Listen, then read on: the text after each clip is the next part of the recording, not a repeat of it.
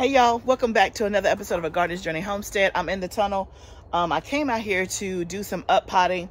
I want to show you some new pots that I'm going to use today. I've been using different kind of pots all throughout the gardening season, so I want to show you this other new one that I got. But if you're new here, welcome.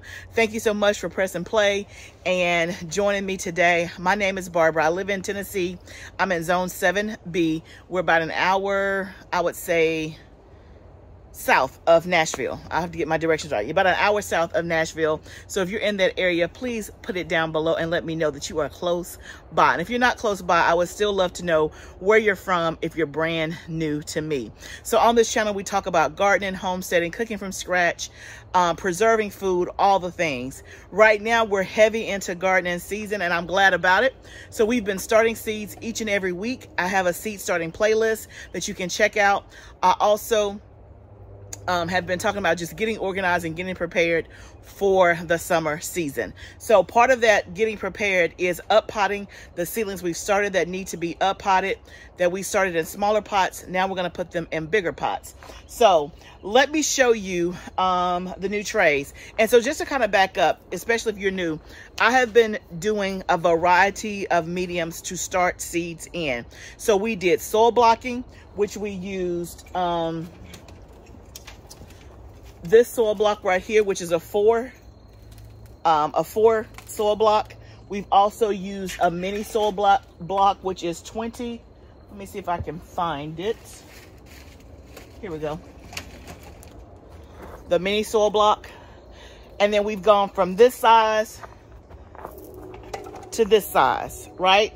We have also started seed in 16 cell trays from Epic Gardening. We've started seeds in that. So that's a small size. And we've also started seeds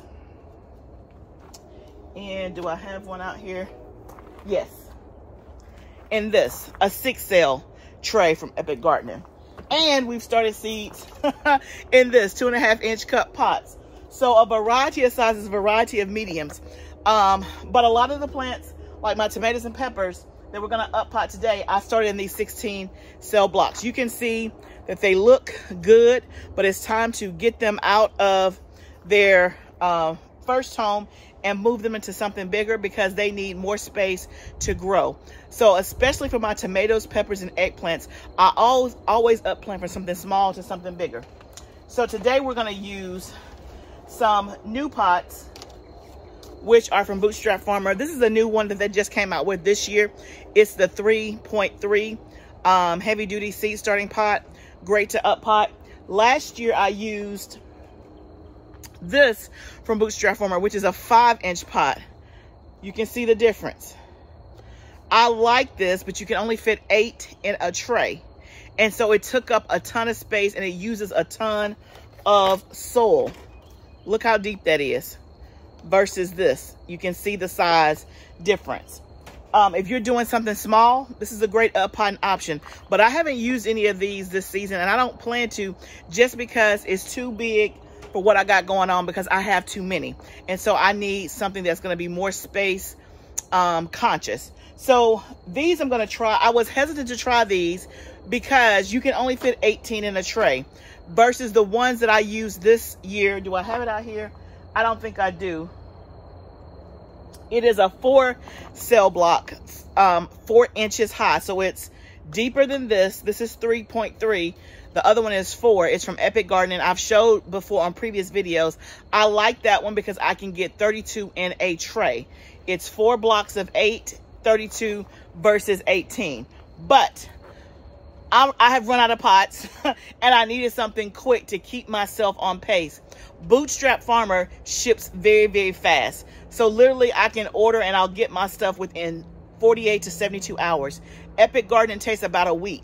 So I went ahead and got 2 sets of these, but I already know it's not enough. So I think I'm going to try these, see how I like them. They are heavy duty, meaning I've had these pots, which is the same brand, same material, this is probably my 3rd summer using them.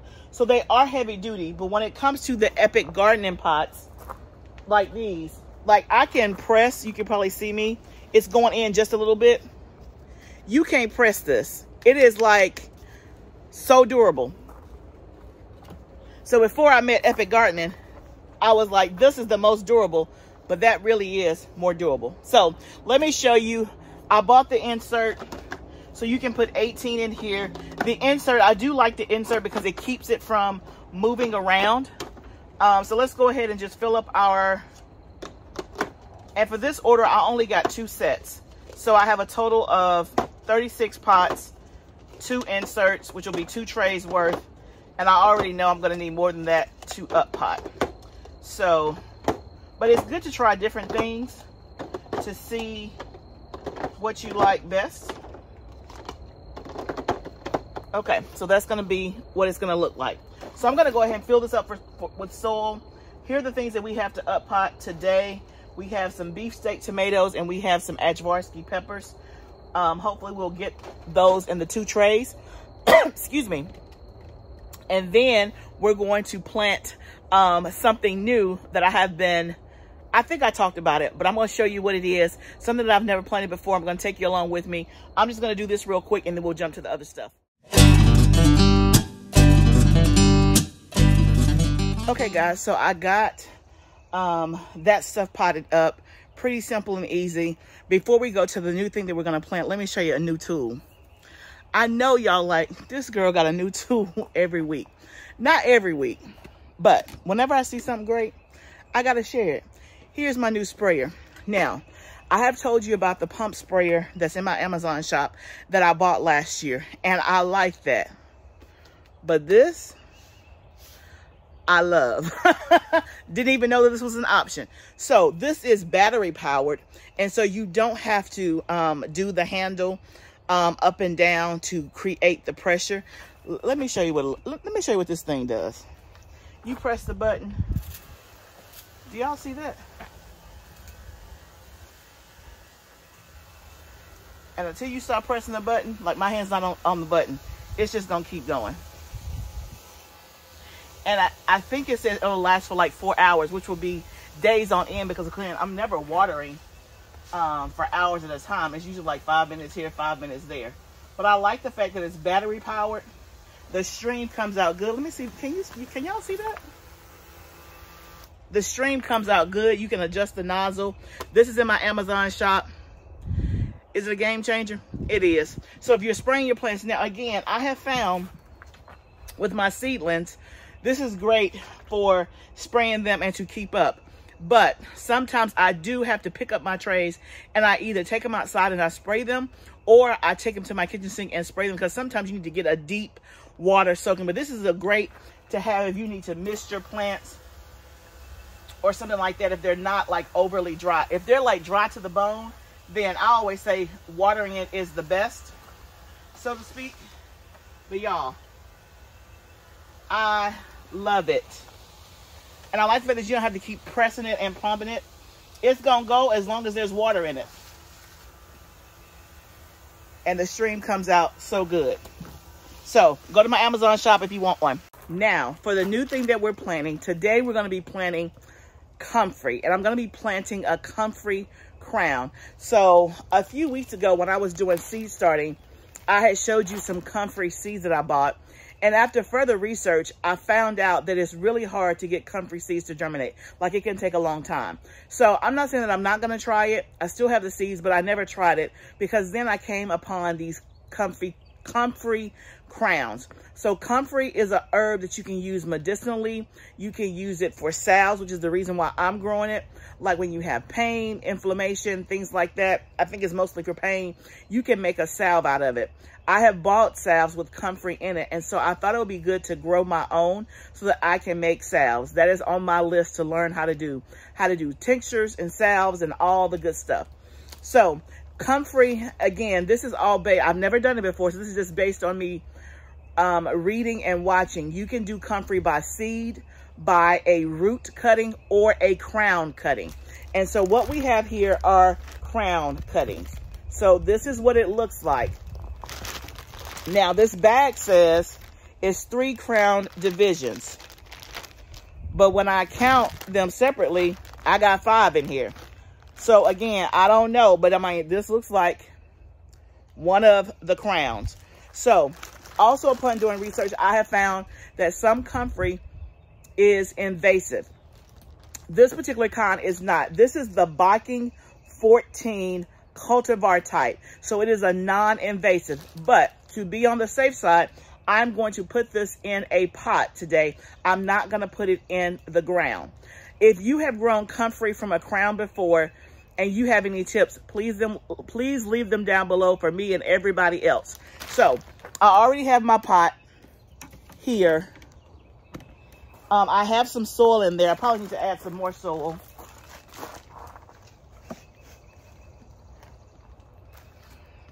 And the instructions said to just put it in the soil and cover it up. I was only going to do one pure pot. I don't know that I need 5 plants, but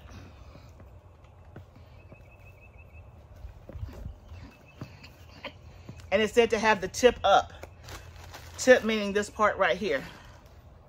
So y'all, I think that's basically it. I got to go back. I think you're supposed to completely cover it up, which I just did. I'll go back and look at the directions, and then we're just going to water it in.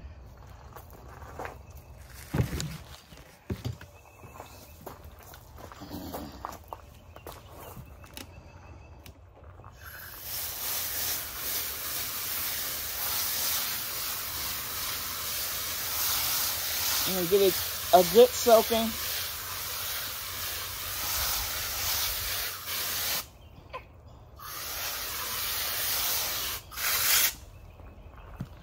I will go back and find out if you're supposed to cover it all the way or if the tip is supposed to be showing. I think you're supposed to cover it all the way, but I'll go back and take a look. But that's basically it.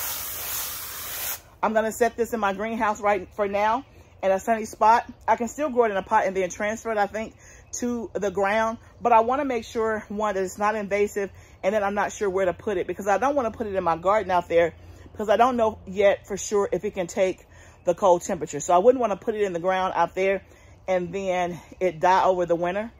So yeah, I don't know. I'm experimenting. I've never done it before. So if you have tips, let me know. But the tip is showing. I don't know if you can see that. So maybe it's telling me, yeah, girl, let me through. I'm supposed to show you ain't supposed to cover me completely up. But that is our comfrey. So I'm excited to keep a check on this and see what happens. Now let's go into our other task.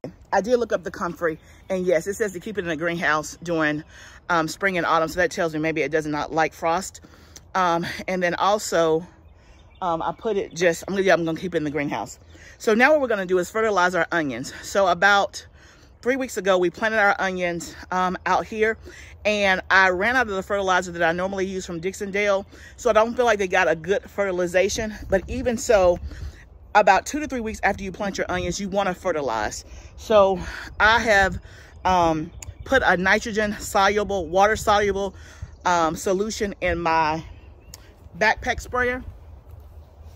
And I'll show you what it looks like. And let's turn this on.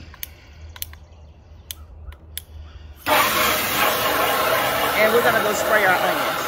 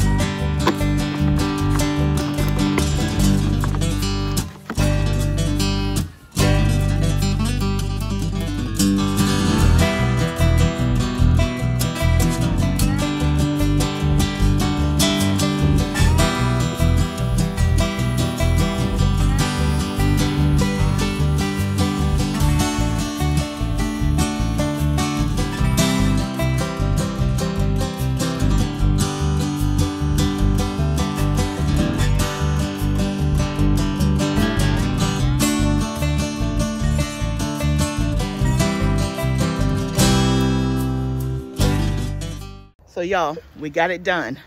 I got all the onions done. We gotta set up the drip on the onions. Now, it's been raining once a week, so I've been blessed to have the rain, but I still feel like they probably need another watering probably twice a week as they're getting established. So we got to work that out and figure that out. So I'll let you know and keep you posted on how that's going. And in case you didn't notice, your girl is back in her shoes. I got my stitches out a few days ago and I am back in shoes. The first day, this is my second day in shoes. The first day was a little sore, but today, so far, I feel good. So thank you so much for all your prayers and your encouragement and all that. And I'm so glad that I went ahead and got it done. Sometimes it just feels like it's never a right time, and it isn't. But really, I was down for 2 weeks and I'm done. Your girl's back in shoes and no pain when I press my toe. So I'm glad about that. Thank you guys for hanging out with me today. The other thing that you didn't see on camera is we started clearing out some stuff in the tunnel, like all of the collard greens that bolted. We have started clearing those out to make space for the summer stuff. So I'll show you that probably on the next video and let you know how things are going. I hope that things are going well in your garden. Remember that gardening is a journey. Let's grow together. I'll see you next time.